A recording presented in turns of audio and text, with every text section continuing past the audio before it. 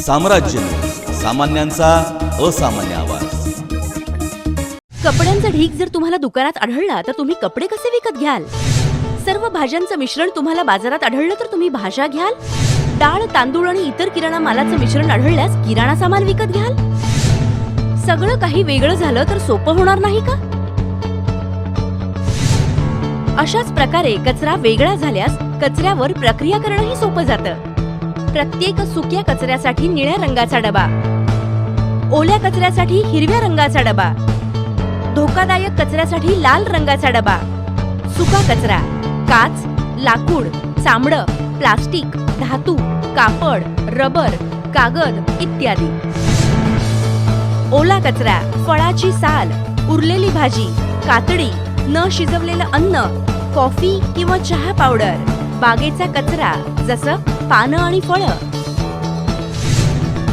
धोकादायक कचरा, diaper, sanitary napkin, paint drum, तुटलेले बल्ब, ट्यूबलाईट, बॅटरी, रासायनिक घटक इत्यादी. सौजन्य सोलापूर महानगरपालिका, सोलापूर.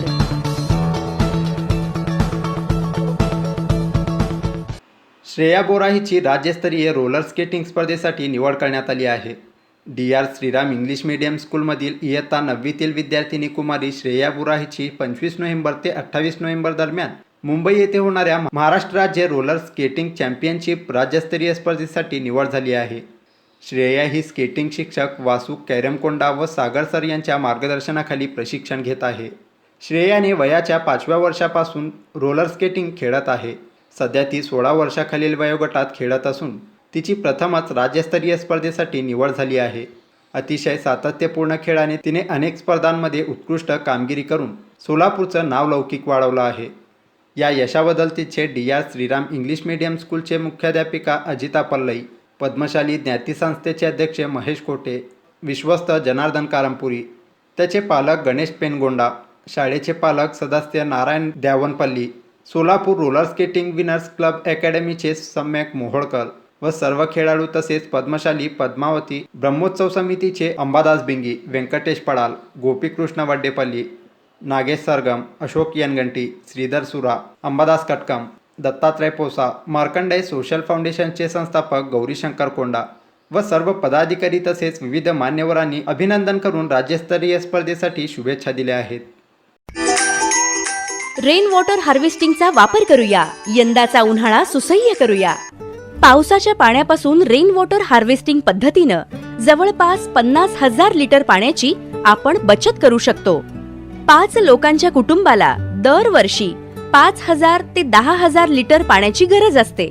छतावर कनेक्शन देऊन पाईपमध्ये थोडेसे बदल करून आपण या पद्धतीचा वापर करू शकतो.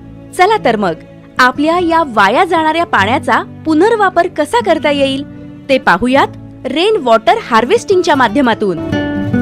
तेव्हा आजच रेन वॉटर हार्वेस्टिंग प्रकल्प समजावून घेऊया आणि पावसाच्या पाण्याचा होणारा अपव्यय टाळूया. जाणून घेऊयात रेन वॉटर हार्वेस्टिंग कसं करावं. आपल्या घराच्या छतावर पावसाचं पाणी एकत्रित करण्याची सुविधा करा. छतावरून स्टोरेज टँककडे येणारे सर्व पाईप जोडा. एकत्रित केलेले पाणी स्टोरेज टँकला जोडा. या पाईपमध्ये फिल्टर जोडणे आवश्यक आहे. पर्कोलेशन टाकीत आउटलेट उपलब्ध करून द्या. ओव्हरफ्लो झालेल्या पॉइंट करता पर्कोलेशन पीठ उपलब्ध करा, जेणेकरून भूजल भरण्यास मदत होईल.